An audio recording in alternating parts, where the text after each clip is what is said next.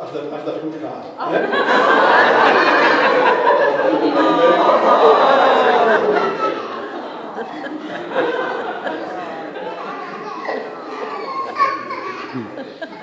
Lieve vader, dat wij Jalisa bij u mogen brengen. U hebt dit kleine meisje zo lief, vader. U hebt haar bij name geroepen. U hebt gezegd, Jalisa, kom, ik wil dat jij er bent. Ik heb een plan voor jouw leven. En dank u wel, vader, dat we Jalisa nu in uw handen mogen leggen, Heer, in uw plan. En dat u over haar waakt. En dat u haar zegent en dat u uw liefde over haar evenbaart.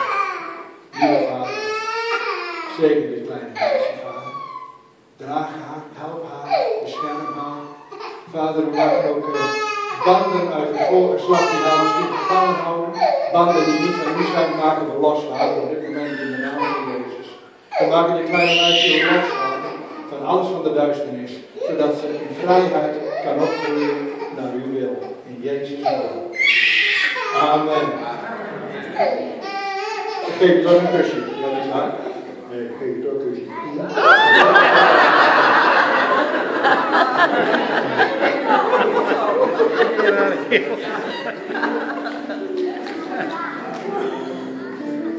Toen ik zo nadacht over wat de Heer voor Jalisa in zijn schedel had, toen werd ik bepaald bij een beeld. En ik zag een beeld van een etalagekop. Maar eigenlijk niet een etalagekop, meer zo'n bovenstuk op een stam. Weet je wel? Ja, kan je je voorstellen? Zo'n borst en dan die stang eronder. En de Heer die gaf mij daarbij een gedachte. En de Heer die zei van,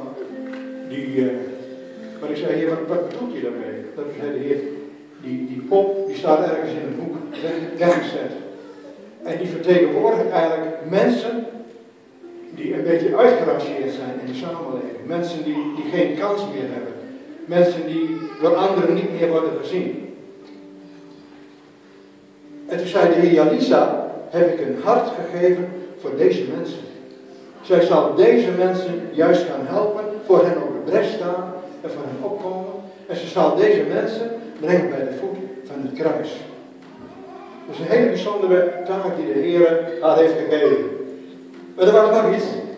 En dat was eigenlijk een extra beloning van de Heer. Hij zei, ik zal Jalisa heel creatief maken. Heel creatief. Zowel in het bedenken van oplossingen, maar ook in het ontwikkelen van mode en vrije tijd. Het zal een bijzonder kind zijn die gewoon heel creatief en blij in het leven staat, maar een oog heeft voor datgene wat verloren gaat. Dan wil ik nog graag voor jullie bidden, Melvin en Sarah. Lieve vader, ik kom zo met Melvin en Sarah bij u, Heer. Ze hebben dit kindje van u gekregen, en ze mogen dit kindje opvoeden. Ze mogen dit kindje een leven voorleven, zodat het voor Jalisa makkelijk is om u te leren kennen als een liefdevolle vader. En Melvin en Sarah, daarmee zegen ik jullie in jullie ouderschap. Ik zegen jullie met wijsheid en inzicht en liefde voor dit kleine kindje.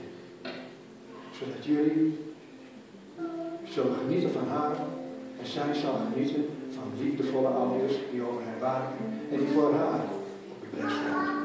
Zo zegen ik jullie in Jezus' naam. Amen.